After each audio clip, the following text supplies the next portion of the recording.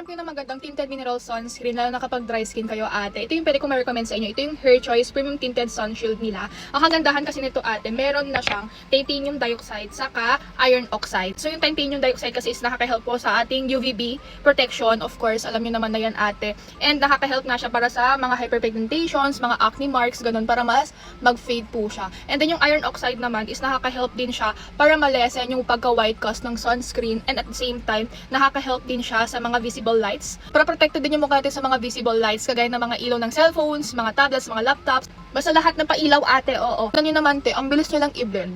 'Di ba? Kaya nasabi ko maganda to sa mga dry skin, ate, kasi meron siyang pagka-dewy finish pagkatapos nyo siyang i-apply. Ayun, o, kapag nag-set na siya sa mukha ninyo. At isa pa sa nabasa ko, ate, ang kagandahan kasi ng titanium dioxide is bagay siya sa mga sensitive skin. Opo. Tingnan nyo, te, ang ganda ng lapat niya sa face ko. Tingnan nyo.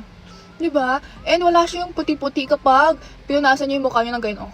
Kaya kung meron kayong mga hyperpigmentation, melasma, acne marks, mga ganyan, mga dark spot, ayan, pimples, is gumamit kayo ng tinted mineral sunscreen. Sa lang, bye!